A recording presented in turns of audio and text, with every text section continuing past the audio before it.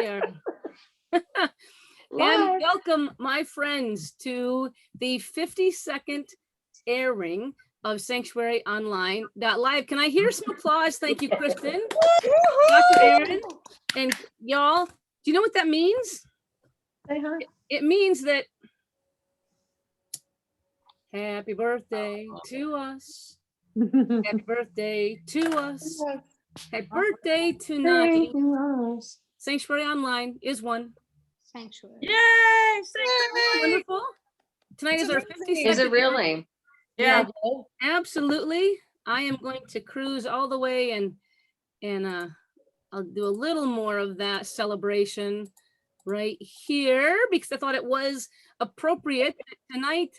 Not only is it our anniversary, but it's also we're celebrating tonight Arbor Day and also Earth Day. So I gave us some happy birthday celebrations in the form of trees and sunshine and hearts. And you know, Cheryl and I were chatting about this morning about what does it actually mean that we're 1 year old. And what was I doing, Cheryl? I was kind of waxing on this concept of what does it mean to us to be a year today. And the goals we had as Sanctuary when we went online were to build community, right? To create a place where people could ask questions and even to provide some answers to those questions. And I wanted to say there's a many of you know I'm a pilot. And when you fly in an airplane, you might think that, you know, you just got all the space up there, right? And you like bopping around at certain altitudes and there are certain rules, obviously, so you don't hit other planes or, you know, the earth unintentionally, things like that. And I wanted to tell Cheryl, I said, you know, when a pilot is traveling and they have a path in the air, there aren't like stop signs or yield signs or left-hand turns or right-hand turns. So you kind of have to figure that out. But when you haven't been flying for a long time, one of the things a pilot does is a little test to see how good their skills are and how safe they are in the air. And it basically says, I'm going to enter right here at this place. I have an intention. And I'm going to go in a perfect circle. And if I can hold my altitude exactly for 360 degrees, what's going to happen at the very end of that moment, the way I know that I've come full circle is you get a little bump. So here you are up in a Cessna, flying along, you enter that circle and you try and go all the way around exactly at the same altitude, exactly at the proper pitch and angle. And if you do it exactly right, and I'm talking exactly right, what you get is a little tiny bump. And it's your airplane flying through your prop wash that you began 360 degrees ago. And so as we were chatting about what does it mean to come to this place tonight and to have you all from so many different places here, it really is that full circle for us. We came in with intention of creating community. We came in with the intention of growing our network and meeting new people and have them meet new people. We wanted to bring great content, great speakers, great programming, and really be a place where you could learn and you could laugh and you could be challenged, but in that safe kind of, yeah, I can screw it up here. I can say the wrong thing. I can learn something new. And I tell you what, we hit the bump, you know, and a lot of that is because of all of you and the fact that you kept showing up. You know, we've done our work in the back. There's a good team, you know, Tom and Ken and Barb and Cheryl and myself putting this on each week, but it requires people to show up for us to actually execute on those intentions. And so you have indeed, thank you, Dr. Aaron, you hit the bump with us. And tonight we just wanted to say thank you. It's a perfect night to invite a good friend of ours who on the topics of Arbor Day, Bud, and Earth Day, you have, gosh, dedicated your life really to beautification, to creating beauty through the earth, in the earth, with the earth. And it's just really an honor for us to invite you tonight to be one, such a friend of Sanctuary, and yet such a friend of Sanctuary in an even new way. 2 weeks ago, Bud, you weren't able to see it, but Edie, wherever you are, where's Edie now? Well, I don't see Edie and Mandy. They were here a moment ago, I swear. There they are. Thank you, guys. Good. Thank you. I need those faces. 2 weeks ago, Bud, we began a series called Meet the Artist. And Edie, also a good friend of ours, local from Sanctuary, was our first artist. And she brought with her many friends. And we just shared, Edie, another side of you that maybe a lot of the folks who knew you didn't know that side of you. And so, Bud, that's your opportunity tonight, really, to share with us who you are, why you do what you do. And Bud and I have met, so we have some interview questions teed up. Hopefully things that will be not only interesting, but interesting to those of you who have yards, who are thinking of beautification. I mean, clearly COVID changed our world, and it also changed how we live in our world, right, Bud? And then also, most recently, the February storms in Texas kind of rocked many of us, and we lost many gorgeous landscaping, what do we call them? Features. We call them features at Sanctuary, but landscaping features. And so people are asking, well, what might I do this time? You know, be it in a world where we think we might freeze a little more often in Texas, or people like Aaron, who they're thinking of moving into a brand new home. What are some ways to create beauty from the areas where we are? And also, you know, I know for Tom and Ken, it's like, how do we recreate beauty, but maybe with a little less of the high maintenance, you know, that we were used to and able to care for our plants a little while ago. So we're going to chat about all those things tonight. Obviously, as is usual, if you would open your chat box, and if you have any questions for Bud along the way, go ahead and post those into our chat box, and Cheryl and Barb will keep an eye on that for me. But Bud, how about a few, and we also have to say, Bud, thank you for being here tonight. I know that the last week has been very challenging on you and your partner, Dell. Dell's father passed just this Saturday. And so we just send you all our Sanctuary love, Dell, you and your family, being down there. And especially, I know, being separated during times like this makes things even more challenging. So we really bless the two of you, and thank you for being here tonight. I know you gave your word a while ago that you would. We also wanted to make sure we gave you an out if it was too much, and you said nope, you really wanted to be with us, and so that honors us in a way as well. So, Bud, what could you tell some of the folks here just about maybe who you are and why you got started 35 years ago when you were what, like four and a half? And yeah. Go Actually, ahead. 45 years ago. Oh my gosh. Okay. Basically, I'm an Air Force brat. Born in Nebraska, and probably moved 17 times growing up all around the world, Germany, Puerto Rico, numerous states. Ended up in Texas, and in high school, I started mowing lawns, and that's kind of where it all started, mowing lawns and gardening. My girlfriend and I would go to the dump and pick out bricks so we could line our beds and do our planting beds. And then I just decided, you know, I wanted to be outside. I didn't want to be on in an inside job. And I thought landscape architecture would be my route to go. Not a lot of math, no chemistry. And so I chose A&M. It had a great landscape architecture school. And my brother was going to LSU, which also has a great landscape architecture school. But I didn't want to go to school where my brother was. So I chose A&M and majored in landscape design, landscape architecture. Got a bachelor's degree and immediately moved from Texas A&M to Dallas, which I could not stand, Dallas. So I lasted 6 months and moved to Austin in 1972 and have been here ever since. Started working for some nurseries when I got here, and then a silver tongue devil man talked me into joining his pool company and being a pool designer, and promises of partnership and money and fame and fortune, which didn't happen. So after 2 years, the pool company was going under, and I had started a couple landscape jobs on my own, or with the pool company.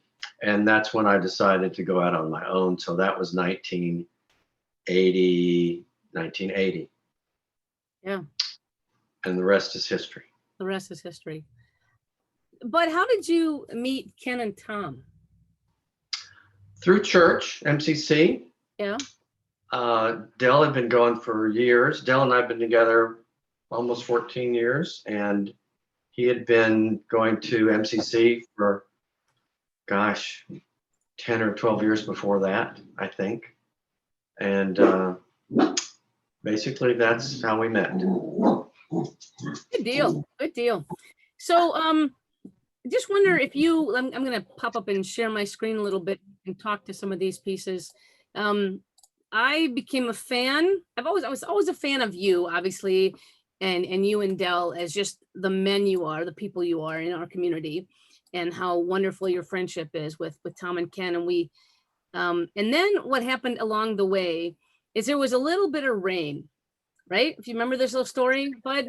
Actually, there was a lot of rain. And Cheryl, I don't know how long you and I were at Sanctuary at the property, but what is it, Tom? How often, even, or Ken, it would rain and flood, right? I'm talking flood. I'm talking flood. Oh, this yeah. Is actually a sidewalk underwater. That 3 days, Ken. Are you guys talking to each other back there? 25 inches of rain. Wow. 25 inches of rain that in 3 days. In That's what you're saying? Yeah. And this was our front yard. And so what happened was Cheryl and I talking with Tom and Ken, it would just flood and flood and flood. And this, I think the one time the biggest one, Ken, you were not even home, right? You were in California and working. And remember that Tom shouted across to Cheryl and I, we live maybe a couple hundred yards in a tiny house across from the big farmhouse on the property, for those of you who haven't been there yet. And Tom hollered, "Get over here, the water's coming in everywhere, through the walls, through the door, everywhere." And we're like, "Get over there." We can't even see there. Like, you couldn't even see through the rain, to see the big house. So bring towels, which again got soaked as we were running across, splashing, splashing, splashing. But that's when, if I remember the one news event, but we were trying to keep the water out of the carpeting and the rest of the house. And the Texas Stadium looked like a soup bowl. It just filled up, and flooded and flooded. And so finally we had a big rain. And the next thing I know, what did we see in the front yard? I think, Bud, you said, "I can fix this." And a very large piece of equipment showed up. And if you can see this, my friends, he basically dug down 2.5 feet, Bud, 3 feet. Oh, no, not that. Oh, come on. Foot and a 4 or 5 half. feet. 4 or 5 feet. 12 feet. We made a moat. Well, he made a moat, which is actually called a swale. And he dug out our front yard with an angle such that when the rain came, it would just go hauling all the way down here into a river that's down here. And then across that river, you can see the property that's going to be Sanctuary in the woods. And so, Dell, but I don't know if you want to speak to this at all, your idea or how you came up with this idea, but you honestly saved us, and you saved the house after years and years and years of flooding. Well, after years and years, property builds up with all the water running across it, bringing the soil with it. So I think you had a little bit of buildup, but to me, it was obvious when I got there, we had to do something drastic to get the water away from the house. And you're on the low, not the lowest, but the low end of the hill. And there's 2 or 3, what kind of houses are they called? I forgot. prop Tiny- houses. Yep, Prop oh, houses. Prop houses, all where the Tom's business is. Yep. Yeah, so there's 2 or 3 of those, and so water coming off those, and just a ton of water coming straight to the house. So we figured out a way to divert the water basically to the front. I think maybe we did a little bit, but because of some of the trees, we had to put rings around them so we didn't. You potted them. Yeah. He potted our oak trees. So if you look at these little tiny, massive, what were they, like 3 feet by 6 inches, I think? Pretty much, yeah. Yeah, Chopped massive. limestone. Mhm. Dug it all out, brought the piles. They look like those What do little they look like? Giant. kid toys. Yep. Yeah. And then his wonderful team potted every one of our trees here. Then you can see we had a bit of rain again, but notice how all the trees are up and safe. And here's the walkway. Took out our sidewalk, right, Bud? Made a little bridge, yeah. Made a little bridge. I think Cheryl actually made that bridge initially. And then your folks came and we widened it. Yeah. And tell them what this amazing idea is down here. This is something that you think about. Just amazing. Instead of a bridge where we would have had to probably do a sheet of steel to get the water to go under it, I came up with the idea of the cinder block with the holes in it. So it goes through the holes of the cinder block and out the other end. And I think it works pretty well. And then grass right up to the base of those cinder blocks. Yep. And then you took all this safety around the house, took all that down, and then put a new walkway with stone and large rocks in here that kept the water. So the water doesn't even get anywhere near the house any longer. It goes down through here and it takes off. Here you can see it again in this middle picture a little bit. But here's your gentleman making it green again. Boy, it's green, isn't it? All the work. And here's us. We're gonna talk about this in a minute. This is us composting it. Darcel, do you remember that day? We went and got truckloads and followed your advice, Bud, and we put compost all over it, which was challenging with the puppy dogs. And then here's a picture Cheryl has looking the other way back into Tom's prop houses and a gorgeous green lawn. And Tom and Ken, are you guys still dry? Oh, yes. Oh, yeah. In fact, the last 3 days here, we've had, I don't know how many inches of rain, but we've had a lot. We've had 5 inches of rain just recently. And again, it worked perfectly. We walked out and there's this little river that runs under our sidewalk and then down into the pond. This just works perfectly. A river runs through it. River runs right through it. Yes. Literally. Oh, man. Well, I wanted to say that's again why such an amazing friend to us. Just by doing all this work here at Sanctuary and saving us. I mean, it's you beautified our property so much, Bud. So I'm just, maybe it's a good time to ask here. In a post-COVID world, we talked about you and your business per se. You guys have been busier than ever. And I think you were attributing that to folks just staying home more, and what maybe you can share what you're being asked to do right now, in a post-COVID world. What's come up? Well, so many people are staying home and eating at home, doing whatever, and a lot of people are wanting some outdoor spacing. So we're creating patios or decks or seating areas or fire pit areas.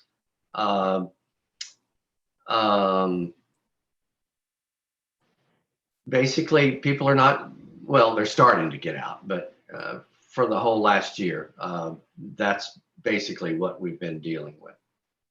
Yeah.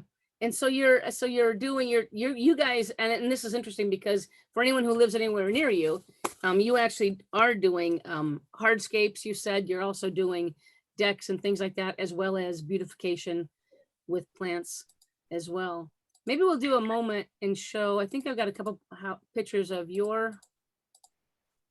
a picture here, And this is, I think the one thing that fascinated me, but when we were talking yesterday, was about not only in a post-COVID world, but now that Texas was really, for many of you who don't live here, you'd probably be shocked at the amount of damage, right, that was caused, and the plants that were just taken out. I know Bud, you said some of the plants are coming back, and you're asking folks to kind of wait and give their plants a chance.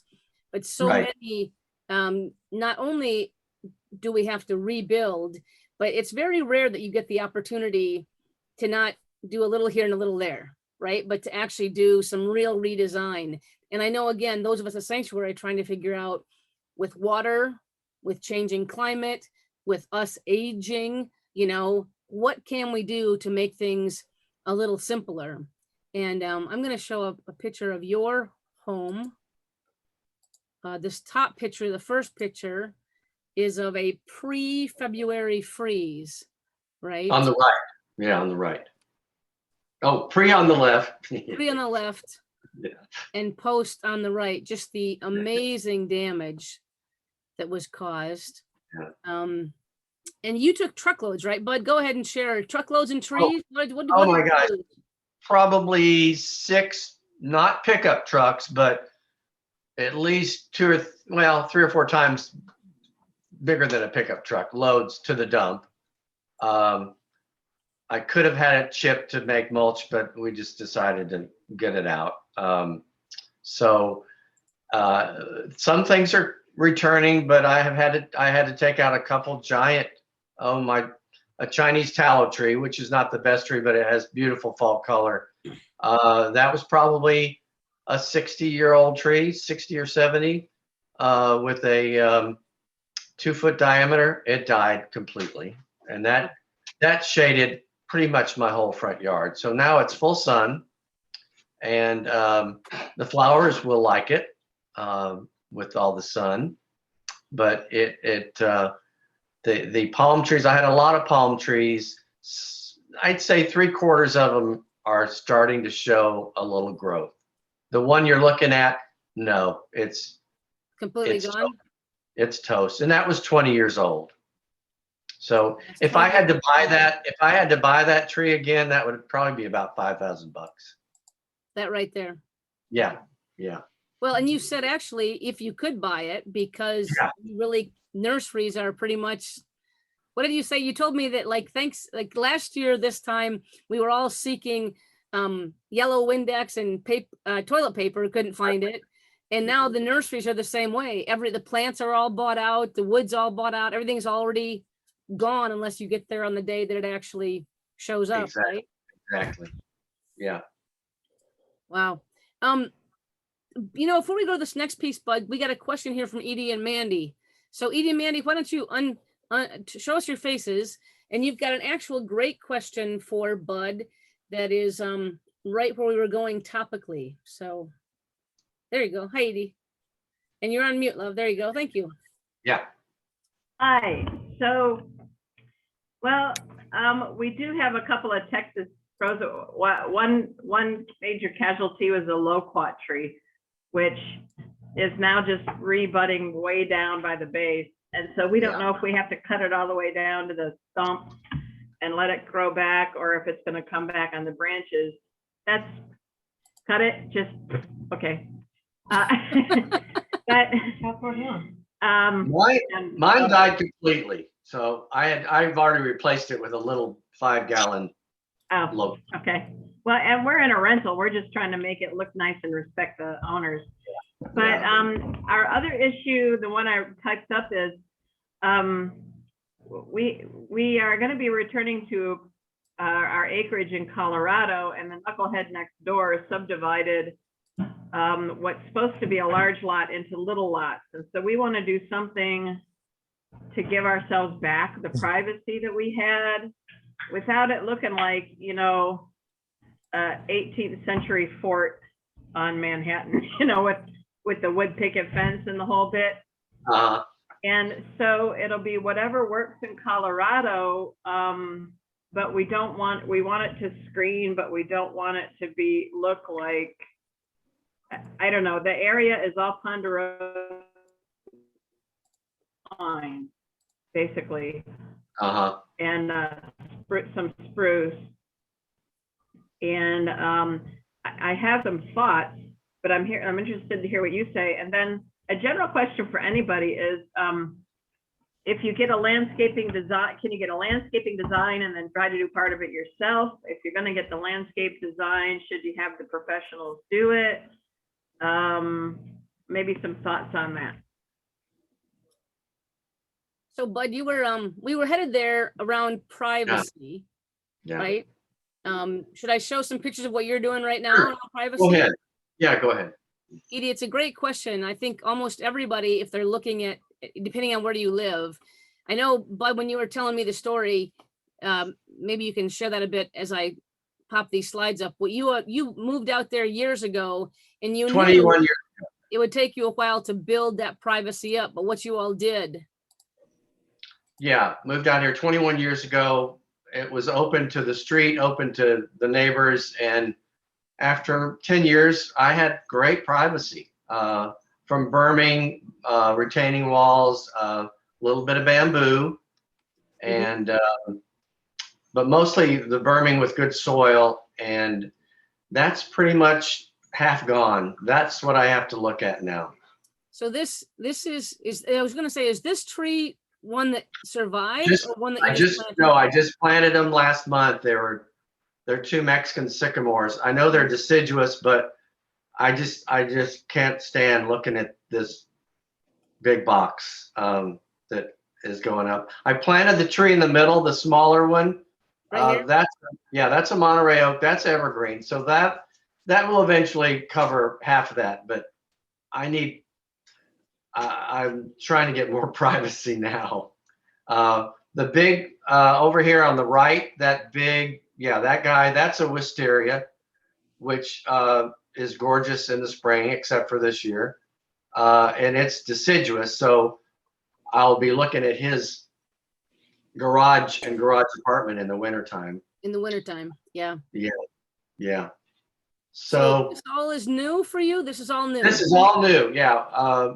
Majority of it was done last March, knowing that he hadn't even started building yet, but I knew it was coming. So we put in 4 feet of soil with Listen a to lot that, of my friends. Yeah, and this is the thing that Bud said yesterday. I'll show these in a minute too, Bud, but you really, you hit me hard with soil. I mean, it's all about, if you're gonna Yeah. start new and you're gonna put plants in, it's all about the soil. Yeah, good soil, deep soil. 6 inches down out here is hard caliche. So the more soil you can do, the better. And so then this, so if I'm gonna slide over here, I've got some more, and I might need to bounce through some pictures, folks, but I'll go the other way. So, Bud, then here, what you did here, this is, I think, some real rock. These are your goaty Right. goats. And this is the same view from two Yeah. different angles. You can go ahead on that. Yeah. But talk Yeah, about berms. Of course, I had to put up a fence to keep the what's out, because they would eat everything. The goaty Uh, goats. Yeah. So we had these boulders on site, and that added a little more height, and then filled in behind the boulders another 4 or 5 feet. So I've got really great, probably at least 5 feet of good soil for all those plants. And they grew like crazy because of all the donkey manure that we mixed in with it. All right, I'm gonna have you go there. So so it's all about the soil. And Okay, then- can I tell you how to spell berm? BURM. BERM. Good, thank you. Next time I do this with you, I'll change that. But filling it up, I mean, a berm, you said, is the opposite of a swale. For us, you Yes, dug ma'am. down. Yes, correct. You guys, you're Yeah. building up, and then you're building up with soil, and then you're building up with vegetation. Right. So, within probably 3 years, this will be pretty solid. That will be solid screen within about 3 years. This is the beginning of his building. Yeah, that's his foundation. So his foundation is already 4 to 5 feet out of the ground, and then he built the building on top of that. So it's almost, I'd say, 35 feet high. Yeah. And the latest round of trees I put in, the tallest I could find were these 18 to 20 foot high sycamore trees, which grow really fast.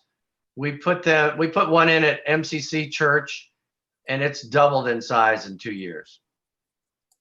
So, So and that's another great question to go to. When you're putting trees in, what are some of your favorites right now? And Kristen, I think you're asking this question, right? Well, you're asking a different question in just a minute. I'll go to the question in just a second. But Bud, what are you putting in just like that that's got real fast growth? And well, for screening in evergreen, it would be Monterey oak, Arizona cypress. Monterey's did pretty well. I know one job I did, it died. The freeze got it, but it's just hit and miss on oak trees. Most of them survived, but I love Monterey oaks. I love Arizona cypress, Japanese blueberry for evergreen, cherry laurel's evergreen.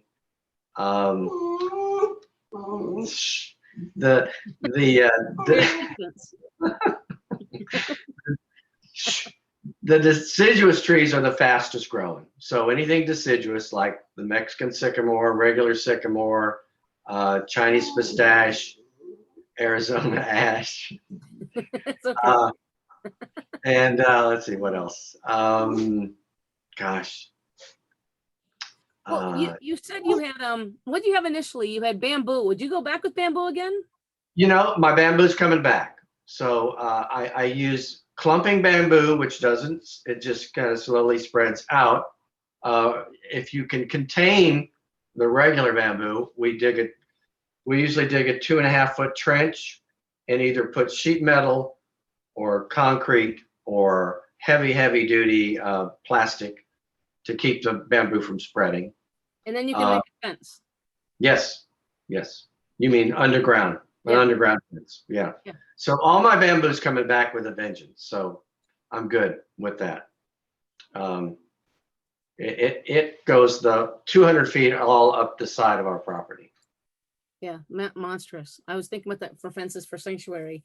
Kristen, you got a question for Bud. Why don't you go ahead? It's more of a northern question. We'll see how good he does being a Texas boy. Let's see if this works. He's talked about these trees. I'm in New Jersey, so totally different climate. Yeah. I have a lot of oak trees. If acorns were currency, I'd be a billionaire. Yeah. But I also have, some evergreen trees, and I don't know exactly what they are, but I can tell. So that the house was like built in the 50s. I just bought it 6 years ago, and I can tell from where the trunks are that they seem to have the evergreens were planted along the property lines, but some have fallen, and the rest that are tall, they're like lollipops now on top. There's no greenery down below. So when an evergreen tree gets like that, should I just take them down and start over? There's no coming back from that, is there? There's no coming back, but you either plant a big shrub below it to fill in that space, or you cut them down, or you start all over them. How old do you think they're like? As old as the house? I think so. I bought the house from a 99-year-old man. He hadn't done much on it in a while. Yeah. If you don't want the lollipop, I would say plant an understory tree, or take them out. So that's a nice idea, the understory tree. We had a arborist today come to my mom's property and take a look at a couple pines, and it's different. Certain pines were at 100 years old. Some of them are young and some of them are old. Yeah. Right. And so that's what he was chatting with us about, what to do to just make them beautiful enough, while she's got a window of time to live here for, maybe 3, maybe 5 years max. Right. What do we want to do to the home? Yeah. Good deal. I got Sandra Miller from Canada. Sandra, why don't you go ahead and just unmute and ask Bud your questions. Kristen, what you were talking about. Sure. Hi, I'm from north of Toronto. So we're probably on the verge of zone 4, zone 5. Got a very settled landscape when we moved in, which didn't stay the same very long because I tamper all the time. But I was wondering if there's a way to do what you're doing with your land about building it up with soil in order to gradually raise it. Obviously, you can't do it all at once. I don't want to pull everything out. Is there a way to do that kind of gradually? With I have existing plants already there. a couple of places. They got a big tall spruce, blue spruce, a few things that are middling, Yeah. and the rest are all kind of manageable. Berming usually is with new landscaping. I rarely Yeah. do berming with existing landscaping because Mhm. you don't want to cover up the roots. You don't want to smother roots. That would be the main problem. So Right. if there's an open area where you want some screening or a focal point, do it in an open area. And would the opposite work if I took the soil out of the open area so that the other looked raised? Or is that cheating? I think it's cheating. Okay, I thought so. Last question is I have about a quarter of an acre forest in the back of my house, and it's just forest. And it's nice when the ferns are up, but after that, there's no eye point to catch your eye to know that there's more back there or to lead you to the path. So I was looking to do some probably just landscape stuff, but not hard stuff. Grounds cover, Sandra? I've got loads of ground cover. Thanks, Joe. I'd send you some. Periwinkle and a whole bunch of stuff. And yeah. So basically, I'm probably looking for a tree or a very big bush that has a dynamic look to it. That says, oh, because right now there is nothing that takes your eye. To take you into that forest or what? Just take your eye in. That sort of seeing something that takes your eye. It sounds like maybe you could prune to get your eye going through that. Mhm. I'm a big believer in pruning. Yes, and these trees are very old. The Yeah. pine trees are very old. Yeah. Maybe just lift them up a little bit so you can see Sure. through them. That's a good idea. I don't know Canada landscape. It We're looks like just a bit cold in that all. Just think of what you just went through. Yeah. Yeah. 4 degrees. Yeah. Well, And that was actually, warm the other day. Sandra Anyway, has a thank you. beautiful That makes good sense. I think it would neaten them up and you could actually see what's under it, which Yeah. is nice. Thank you. Yeah.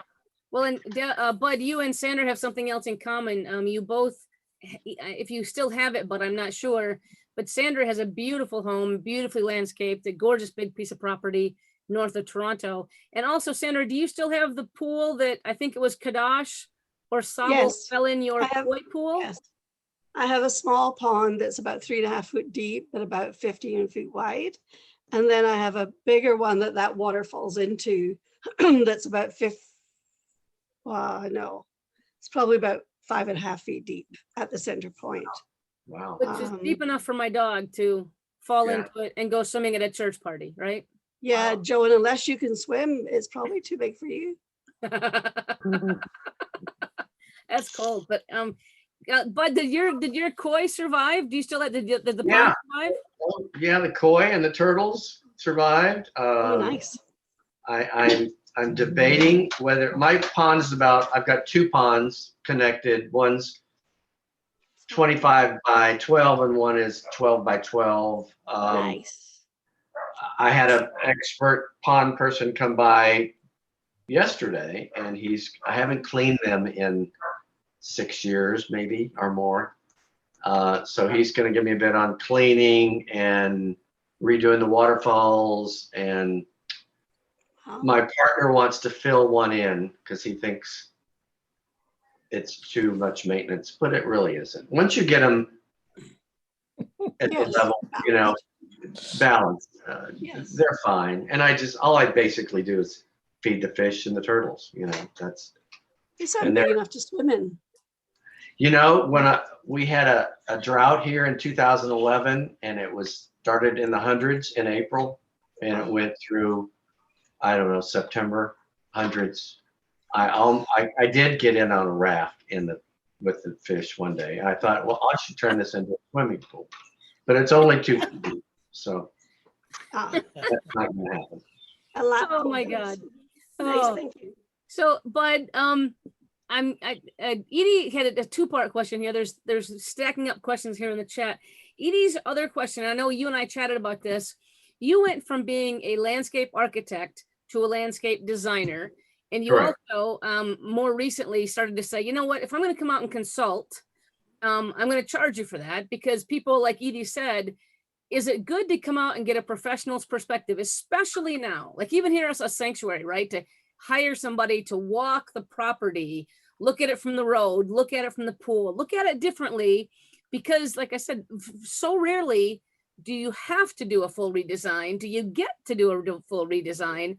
And thinking things through for this next arc of what if the weather changes and we can expect 2 or 3 multiple freezing days, you know, in Texas, you know, does it change what we plant? And so from your professional opinion, what would you suggest that folks do when they're either in a new house, like Aaron and Garth were heading to a new house, Kristen's got a house that she really wants to take a look at differently, Edie's going back to Colorado with a whole new concept to landscape, and us, a sanctuary, same thing. We've got to take a look at this. What would your suggestion be as far as a process for us?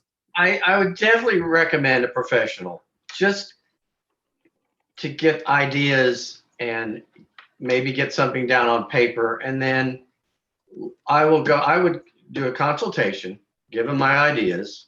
A lot of people think I shouldn't be charging for my ideas, but I am charging for my professional ideas. And so then I give them a proposal for a design after that, and I tell them what I would do in that design and for what cost. And if they say yes, then I get a down payment, I get a plot plan, I blow it up, I measure, I do a preliminary, meet with them, show them the preliminary, they make their changes, we do finals. And then if they want to do it in phases, I give them estimates on phases, or we discuss what phase would be best for them. I'm doing a job on East Austin right now, and 2 little gay boys, and they're big gardeners, but it's willy-nilly. They've got stuff everywhere. And one of them thought he could design it himself on his computer, his CAD. And it looked okay on paper or on CAD, but it didn't work at all. There was no access to the backyard. The lines were all angles, and they needed free flowing. And I like to recycle. They had a lot of block that we could use, rock that we can use. They had a ton of bamboo that we are going to try to contain. So we're doing walls, we're doing fences for them. First phase, we're doing gabion walls, which is caged gravel, which I'm really into right now. Yeah. I don't know if I've got, there you are. There it is. A little bit of that. That's Gabion it. walls. Gabion wall, Gabion. This is an area in Austin that's very shifty, lots of clay. So if we built a mortared wall or a stucco wall or a brick wall, they crack. It's just everything cracks in this area. So I came up with the idea of doing the gabion wall. So these are retaining walls, so they retain the soil. They haven't started planting behind them yet, but we did these. Yeah, those are 2 terraces. So if the ground shifts, no problem. We did do the mortared stone steps coming down from the top. These ones look like they're rock as well. That is steel. Whoever did the job before I came in, the first landscaper, did a lot of steel work. So we went ahead and did steel steps coming down the left side of the yard. Wow. These mortar steps are down the middle to take them into the middle part of the yard. Yeah. Wonderful. Let me see what else I have yeah. here. Along the same, no, let me see this. I think, yep, right in here is another idea where you didn't use the stone, but you used kind of like what you did with us at Sanctuary, if you can speak to that. We use boulders up around the trees, natural limestone boulders, and then the chopped limestone for the beds. And then the seating area is decomposed granite, which is a good, it can get weeds grow in anything. So, but I use a lot of decomposed granite for sitting areas and pathways. I've got it in my yard. It's been there 21 years. Wow. So yeah. You know, here's another one where you did a pathway. It looks like this is the front, a little bridge over a water feature. And also, is this decomposed granite out here? No, that's gray gravel, or it's also called basalt gravel. It's a chopped gray. You'll see it all over Austin. All the new modern contemporary homes are using this. It's good for pathways. It's good for parking, walking, and it's okay for sitting areas too. It's a little choppy. So you've got this front piece that we see here. And then if you look out, take a step further, looks like some Yeah. big pine trees starting. So again, for more privacy. Actually, it's not pine trees. These are Oregon grape holly that did not freeze this year. Those are because they're from Oregon. Oh, there you go. Yeah. So those everything in this yard made it. Yeah, everything. Oh no, the Japanese maple didn't make it, but not from the freeze. Right here. Yeah. Mhm. Most of them in town made it, and they really liked it. They liked the cold. Yeah, you know what? You said that to me a couple times. You said about liking the cold. I'm gonna try and grab these questions here, but what I'm hearing from you is if you're starting over, and especially if you want to really do something different, get a professional's eye on it. Get your eye out there, or a professional's eye. Kristen has a great question. She said there are a million landscapers, especially obviously right now. Everyone's building a deck. Everyone's building your fence for you. You know, what do you look for? Because I know you went, again, you had some time as a landscape architect, you had some time as a landscape designer. What should we look for if we're looking to get some professional help? I'd say experience, if you could find somebody, and a good website. I mean, mine doesn't go to the top of Google, but I think I've got a lot of photographs, and I think it's a myriad of photos. So it'll be contemporary, it'll be cottage, it'll be xeriscape. And I'd say 75% of the people I'm dealing with are wanting xeriscape, which is low water, low maintenance, mostly native plants. And so I forgot your question. Just what should she be looking for as far as when you're looking for someone to call? So you're saying a good website. Word of mouth to me is, and that's where most of my business is, word of mouth. So if you get on neighborhood, we have the neighborhood watch thing that I'm sure there's many other neighborhood. What are they like? Ours is, oh, I found a snake in my yard. What do I do? So, but recommendations from either that or friends or neighbors. Yeah, word of mouth. That good enough for you, Kristen? You can think I'm gonna fire Bud's website up here a minute later, and you can even take a look at his to say, okay, this is what he's talking about as far as looking for somebody else. I have loads. Our neighborhood pages for the fox and bear. I don't know what that means, Kristen. Neighborhood pages for. Bud said the neighborhood page says, oh, there's a snake. What do I do? In my neighborhood, we say the bear is out. Oh. Dear God. What do I do? And back to Edie and Mandy. Here's a question. Edie is answering to Sandra. Go figure. But this crosstalk, we get it all the time, Bud. So someone's an expert because they listened to you for a minute. So Edie is just saying to Sandra, you guys cut off those low branches, the ladder fuel for fires. So you were cutting that down in your property out in Colorado. So thanking you for that. Yes, Edie? Yes. Yes. She's on mute. That makes sense. I think Kristen made a comment about her lollipop pine trees. with those Oh, dead there you go. branches underneath. Yep. And in Colorado, it's really important to get those dead branches out because if a fire comes through, that just makes it climb the tree that much faster. So we like the lollipop pine trees because they're And more that's something to think fireproof. about as well, climate Yeah. change. I mean, that is exactly Yeah. what Arbor Day and Earth Day are all about, right?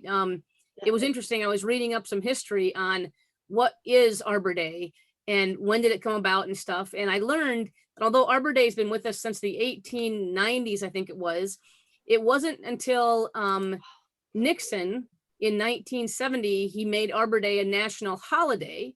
I also didn't know that some states actually celebrate Arbor Day on different times. So interestingly enough, who was it? I was trying to think of the states where people come from. Texas, whose state tree is what? Anybody have any ideas? State tree for Texas? Pecan. Thank you, Tom. The pecan tree, of course it is. Texas actually celebrates Arbor Day the first Friday in November. So it is not even Arbor Day for you all. And again, Bud, probably because what you were saying, another month or so to plant trees in Texas, and then you got to wait till the fall because they just won't take over the summer heat, right? I recommend. Yeah. Well, I you're mean- the expert tonight. Yeah. I recommend you win. Jersey, New Jersey, Kristen, your state tree, know what it is? Right, the Northern Red Oak. Okay. Mhm. And you all do celebrate Arbor Day the last Friday of April, which is when most people do. Michigan celebrates the last Friday of April. Darcel, putting you on the spot. State tree for California? Redwood. Yeah. Yep, your friend Dell answered that one for you. So Bud answered that one. Yes, Redwood. Redwood. I And already asked the, my resident in chief, Carly. does Carly know She when you knew. celebrate Arbor Day in California? Every day is Arbor Day in California. We're You actually- liberals. You actually do have a whole week. We're- So Arbor We're Day, tree hugging hippies. I know, Arbor Day in California is a week, March 7 through 14, which is kind of exciting because when Nixon made Arbor Day a national holiday, aren't you glad you're here for all this trivia? Thanks, Bud. But in 1970, he made Arbor Day a national holiday. He brought the Clean Air Act into existence, the Endangered Species Act into existence, and he created the Environmental Protection Agency, who founded Earth Day. Now, can you imagine you're going to learn all that tonight? Come on, No. Janice, give it up, Janice. Come on, I know you're going, Joe, that is great information. And in 1990, 20 years later, Earth Day went global with 200 million people, over 140 nations. And now, as you know, again, Earth Day is looking at also being, 51 years old, an entire week of focus on the whole thing around climate. So you are welcome for being here and learning all these amazing things. And a question from Janice about elephant ears. I don't understand, Janice, we're talking about trees here. So why don't you go ahead and ask your question to Bud? Elephant ears, are there different kinds? Because I read Yeah. that some grow in shade and Yeah. some grow in sun. Which is ones another thing do we I talked want about, in Bud. shade? I want the ones in shade. I don't know a lot about elephant ears, but I know I've got some that are purple in around my pond, and they like the water. But they're not. The leaves are only like 12 to 14 inches. But then there's some. I've seen elephant bulbs about this big, and they can be huge. But I'm not an expert on elephant ears. But you are an expert in putting sun plants in the sun and shade Yeah. plants in the shade. I mean, Sandra, you're laughing, but he says it's where folks go wrong. Oh my gosh, all the time, all the I time. know. So if we're gonna go to landscaping 101, but Evan. that was what I was gonna suggest. People actually put plants built for the sun, in the sun, for the shade, in the shade. And I want to also tell you one of the things you talked to me about that was interesting when Cheryl and I were chatting tonight. You talked about cisterns. and what you do again with cisterns and rainwater. You want to hit that because I think that's an interesting thing that you can make functional or you can make Got it. beautiful and use God's water. Yeah, you could go from the 55 gallon under your downspout to, you know, a 10,000 professional tank. But I've got so many plants in pots that I've got 2 or 3 55 to 65 gallon drums underneath, not drums, but vessels underneath my downspouts. And that's what I water all my potted plants with. And once in a while, I'll stick a pump in it and water some of the more delicate plants. But non-chlorine water is the best for plants. So that's why no hose. I mean, Rainwater. if you can do that, blow off the hose. Yeah. Well, not in Austin in July, August, and September. Right. But Yeah. if you can, Yeah. this is something I think Tom was teaching me, and I don't think I ever was as good a student as I needed to be down there of the things in Texas, but because he's got cisterns. And what do you take the water out with, Bud? I mean, Cheryl's like, once the water gets in, how does he get it out? Well, like I just said, I have a little pump that I'll stick in there. It's usually gravity fed if I don't use the pump. But instead of going to the gym, I do the dip thing, and that's how I get my little. Tiny bit of workout in there. So that's why Dell sticks around, because of your guns. That's it. Well, earlier he was saying, don't throw the partner under the bus. I saw that in the I saw comments. that. Dell. Good call, my friend. Hey, I'm going to have 2 You know, more. being- Again, you're holding something, but I'm going to close with you. This is an elephant ear bulb. Yeah, I It's planted one called of a them. mammoth. It's a mammoth Yeah. elephant ear bulb that we're planting tomorrow. And we had a beautiful one out by our chicken coop, and of course it's coming back, trying to come back, but it's dead really. We're replacing it tomorrow with this, and the leaves on this will be like 3 feet wide and 4 feet long. They're Right. gigantic.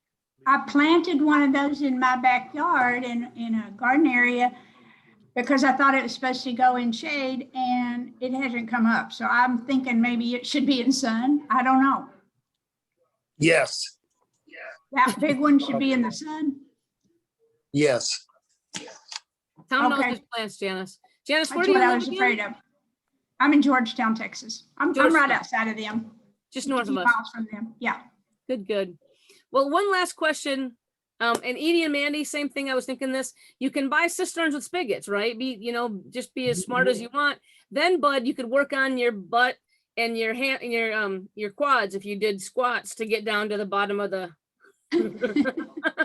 You get a full workout with just moving God's water around, right? And reusing it. Janice, you were saying again. So up in the Georgetown area. Yes. You need to replace your St. Augustine grass, struggling I under a have lot of St. shade. Augustine in shade, all in my backyard, and it's struggling hard. And I'm tired of messing with it. Is there a kind of a lush grass that you can use that will grow under shade better? I hate doesn't when Well, there's Amerishade, which is a version of St. Augustine. I've had half and half luck with it. Mhm. I always tell people to prune as much as you can to get some light in there. I've done Especially- that.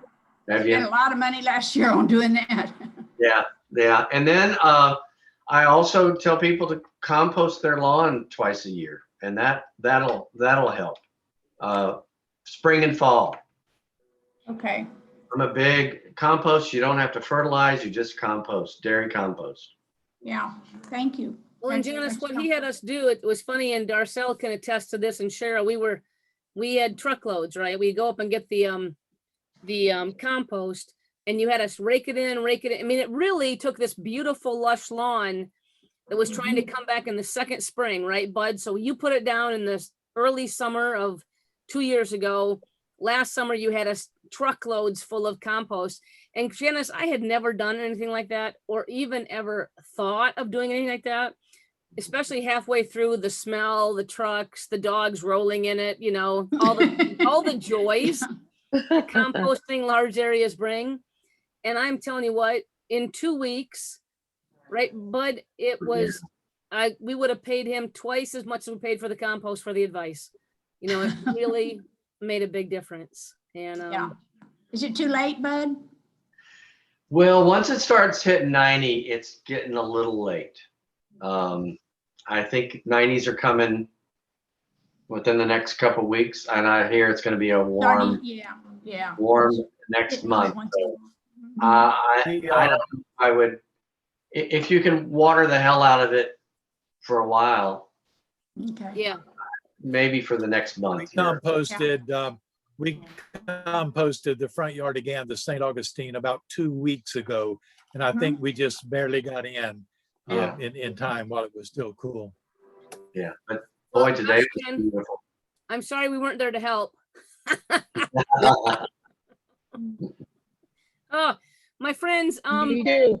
yeah, and Darcel, sorry, I was in California. But you have been amazing, as we knew you would be. Perfect timing to just talk about what can we do to beautify where we live, right? To beautify our back decks, our front walkways, you know, our homes, and to do it in a very natural way. We had that conversation yesterday, you and I, composting versus fertilizing, and just you've been such a friend to Sanctuary, both you and Dell, and yet you, in what you were able to do for us a couple of years ago, you know, you just helped create Sanctuary into more of a sanctuary. You know, you walk up, and not only have you kept the water out of the homes, but when you did that, you fixed it beyond functionally and made it beautiful. So I would, my friends, forever suggest, if you're anywhere near this guy, hold on here, I think I gave you one more big shout out. There you go. Twilley Landscapes, and Kristen, grab budtwilleylandscapes.com to take a look at Bud's wonderful website, and it has all the stuff you need to say, is this the guy I'm looking for or woman I'm looking for to come help me with my lawn? And a round trip ticket to New Jersey would work. Yeah, he'll travel, you know. I'll travel. And he'll bring the cutest little guy who's not on camera right now with him, you know. And a little bit of advice from a tree. I thought this was appropriate today. It says, stand tall and proud, sink your roots into the earth, be content with your natural beauty, go out on a limb, drink plenty of water, think long term, and enjoy the view. And as we said, we're so honored that each of you chose to help us create Sanctuary Online. And in our first anniversary, we just want to invite you back. So tonight was Arbor Day and Earth Day and Time to Landscape from Bud. Next week is Mother's Day. And so we are asking you this week, as early as you can, send me pictures, send them to talk to us at sanctuaryinthewoods.com. Maybe Cheryl, you can throw that in the chat box. Talk to us at sanctuaryinthewoods.com. Photos of your mother, photos of your grandma, aunts, people who you know are great mothers, mother figures, anybody. And we're just going to celebrate that concept. Cheryl and I will sit down with my mother. Many of you know Granny Bell, who normally sticks her head around here and says hello about this time.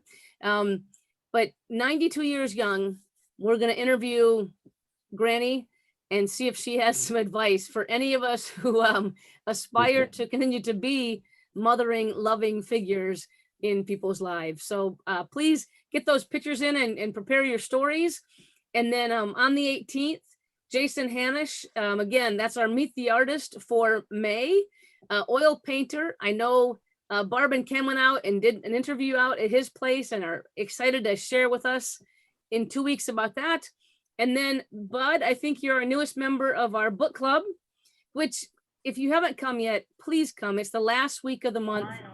And people come, Bud, whether they've read the book or not, because they like to hang around the people that show up at book club. Right, Eric? We missed you last week. Yes. And Right. Eric even sent in I can't be here. I'd love to be there. And he sent like a ticket from your mother that said why you missed book club this month, Eric. So we really appreciated that. And as always, we thank you for spending your Tuesdays with us. Bud, would you have any kind of closing words to send us off with tonight? Closing words. Closing Oh, words. get outside, enjoy the weather while it lasts, because the heat is coming in Texas. And when it comes, you guys drive south and the rest of you come on up and visit us here in Michigan. We Drive would love the north heat. up to Toronto, Jane Ann and Sandra, right? So cold And, and rainy. Kristen, you're gonna open your doors to us from if we head into New Jersey. So I think you've all gotten an invitation. Cynthia, you're in Michigan as well, right? Yes. Southern Michigan. If God's you all come, I country got in a a few retaining weeks. wall you can build. Pardon? If you all come, I got a retaining wall you can build. You need to get warm, come to Florida. Oh, exactly, ladies. Exactly. All right, my friends. Well, thank you Bud, again. Happy thank you, anniversary. Thank you. Happy Thank you, birthday. Thank you, thank you. Happy Bye. birthday. Everybody stay Thank safe you. out there. Everybody.